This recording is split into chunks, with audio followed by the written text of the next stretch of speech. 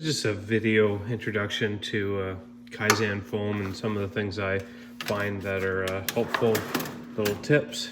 So one thing to keep in mind is when you try to set something up, don't try to organize everything. Try to organize the things you're going to use. So this is an imperial drawer. So this has some imperial wrenches.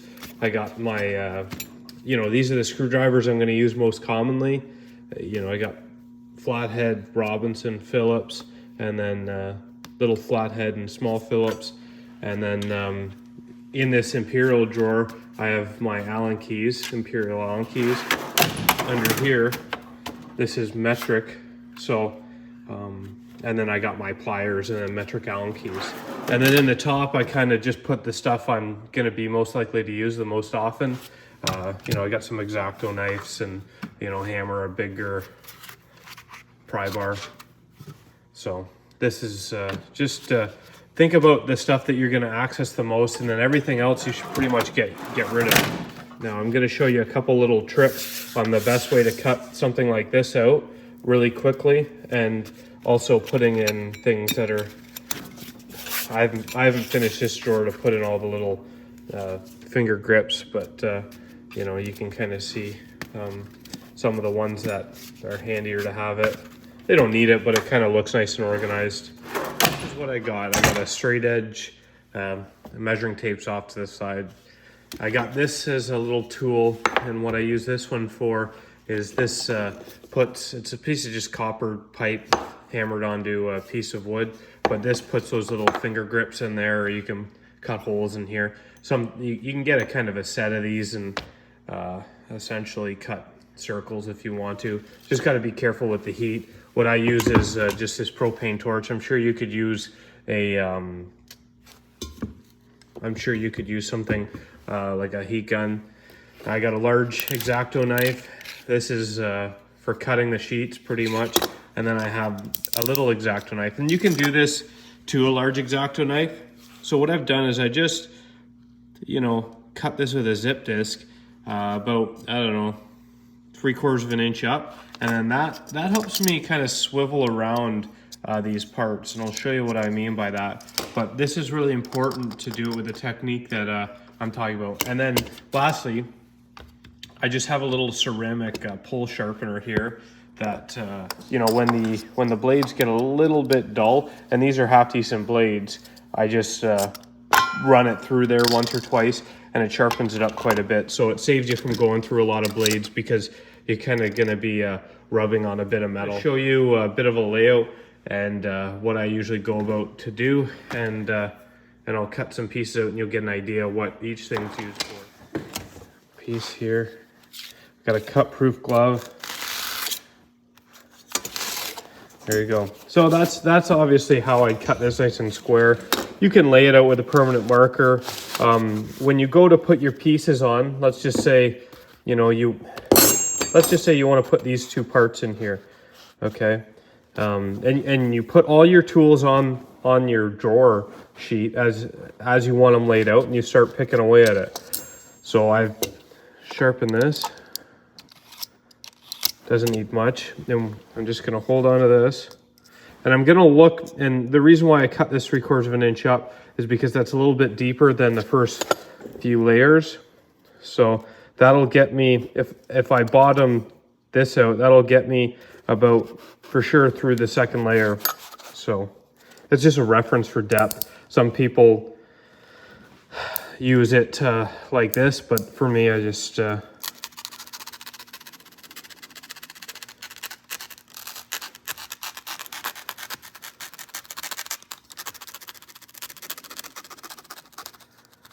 And this is why zipping down your X-Acto knife blade comes in handy to get around those sharp corners, especially on things like wrenches and pliers. So I got my shape all cut out. I find my second layer. And I just kind of work my way through peeling it up. So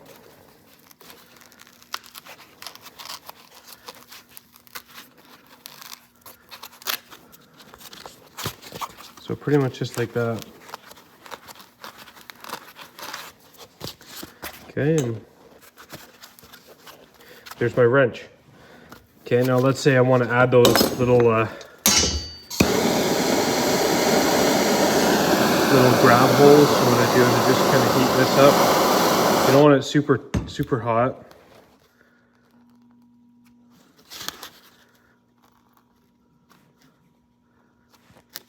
Okay.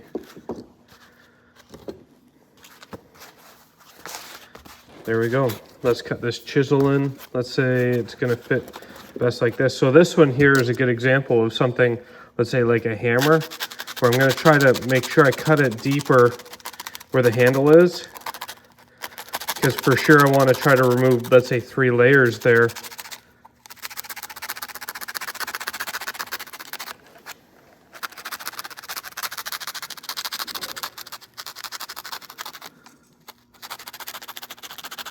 Okay.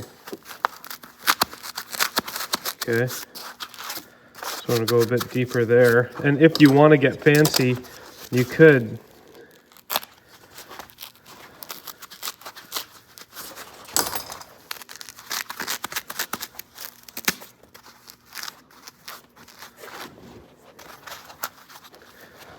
just like that. Okay. So you see I kind of lost my place right there, but you know, that's what I'm saying, where this has, you get that out so it sits nice and flat. And you know, even with something like this,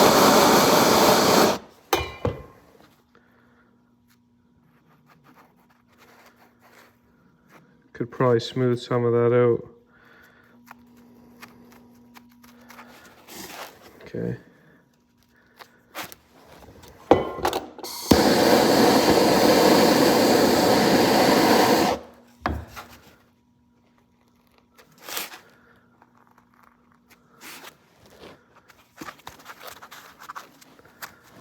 Okay, so that's how I do it.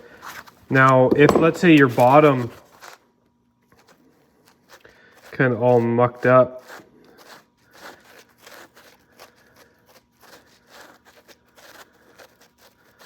with this tool you can kind of flatten it out there.